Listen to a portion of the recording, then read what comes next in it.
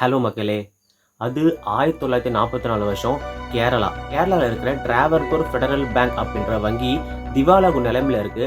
அப்படி திவாலாகும் நிலைமையில இருக்க அந்த பேங்கோட குறிப்பிடத்தக்க ஷேர்ஸை வாங்குறாரு ஒரு லாயர். இதோடு மட்டும் இல்லாம கொஞ்ச நாட்கள்லே அந்த வங்கியோட முக்காவாசி பங்குகளை வாங்குற அந்த லாயர். இந்த விஷயம் தான் அவர் வாழ்க்கையில மிகப்பெரிய ஒரு மாற்றத்தை தரப்போன்னு நம்ம சொல்லலாம். அப்படி திவாலாகும் நிலைமையில இருக்கிற அந்த டிராவன்கோர் ஃபெடரல் பேங்க் இன்னைக்கு இந்தியாவிலே மிகப்பெரிய வங்கியா மாத்திருக்காரு அந்த நபர். இந்த வங்கியை வளர்ச்சி பாதையில கொண்டு போவதுக்காக தன்னுடைய வழக்கறிஞர் பணியை ராஜினாமா பண்றாரு. சோ யார் அவரு, அவருடைய பெயர் என்ன, அவர் எப்படி இந்த திவாலாகும் நிலைமையில இருந்த இந்த வங்கியை இன்னைக்கு நாட்டிலே மிகப்பெரிய வங்கியா மாத்தினாரு அப்படின்றப்ப தான் நாம் இந்த வீடியோல டீட்டெயிலா பார்க்க போறோம். சோ நீங்க பார்த்துட்டு இருக்கிறது Vimal talks. I am Vimal Raj. So let's get to the video.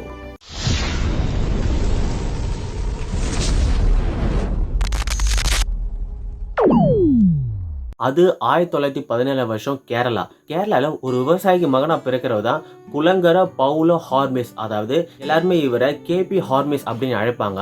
இவர் சின்ன வயசுல நம்ம மிகப்பெரிய ஒரு லாயர் ஆகணும் அப்படின்ற ஒரு கனவோடு இருக்காரு. இதற்காக தன்னுடைய ஸ்கூல் படிப்பை முடிக்கிறாரு.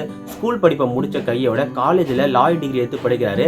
தென் லாயர் டிகிரி முடிச்சிட்டோடனே கேரளால ஒரு நீதிமன்றத்துல வழக்கறிஞரா தன்னுடைய வாழ்க்கையை ஸ்டார்ட் பண்றாரு கேபி ஹார்மிஸ். இப்படி இருக்கும்போது தான் நான் இன்ட்ரோல சொன்ன விஷயம் நடக்குது. அதாவது 1944 வருஷம் இந்த டிராவன்கோர் ஃபெடரல் பேங்க் அப்படின்ற வங்கியோட குறிப்பிடத்தக்க ஷேர்ஸை வாங்குறவர் தான் இந்த கேபி ஹார்மிஸ். தென் கொஞ்ச நாட்கள் இந்த வங்கியோட முக்காவாசி ஷேர்ஸை வாங்கிக்கிறாரு. தென் இது மூலமா அந்த வங்கியோட மொத்த அட்மினிஸ்ட்ரேஷன் பவரையும் தன் கையில கொண்டு வர்றாரு கேபி ஹார்மிஸ். தென் அடுத்த வருஷம் அதாவது 1945 வருஷமே இந்த டிராவன்கோர் ஃபெடரல் பேங்க் அப்படின்ற இதோட பெயரை டிராவன்கோர் நீக்கிட்டு வெறுமனே ஃபெடரல் பேங்க் அப்படின்னு இந்த பேரை மாத்துறாரு.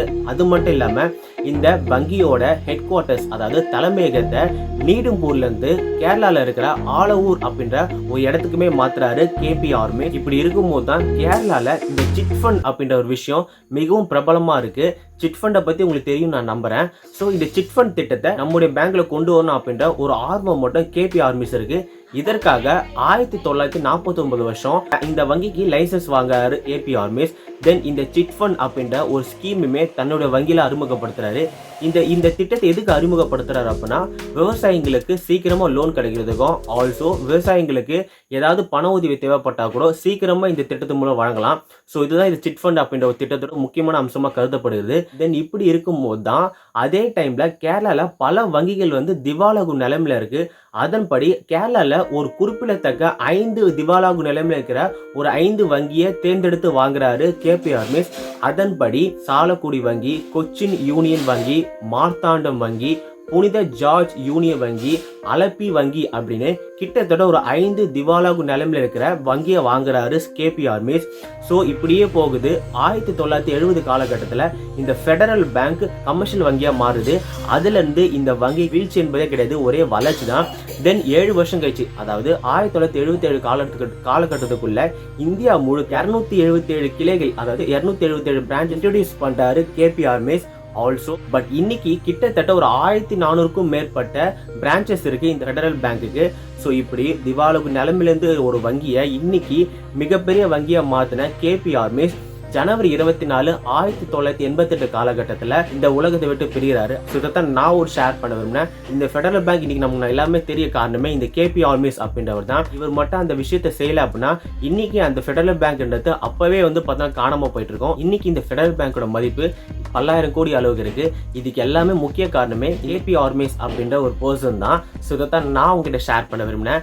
பிகாஸ் இந்த ஸ்டோரியை படிக்கும் போது எனக்கே கொஞ்சம் கூஸ் பம்ப் இருந்துச்சு. ஏன்னா ஒருவேளை அவர் அன்னைக்கு இந்த மாதிரி பண்ணல அப்படின்னா கண்டிப்பா இந்த ஃபெடரல் பேங்க் அப்படின்ற ஒரு பேங்க் இருக்கிறது நம்மளுக்கு இல்லாம போயிட்டு இருக்கோம். ஸோ இந்த வீடியோ உங்களுக்கு பிடிச்சிருக்கும் நான் நம்புறேன். ஸோ இந்த மாதிரி ஒரு இன்ட்ரெஸ்டிங்கான வீடியோ உங்களுக்கு கேட்க பிடிக்கும் அப்படின்னா விமல் டாக்ஸை சப்ஸ்கிரைப் பண்ணிக்கோங்க.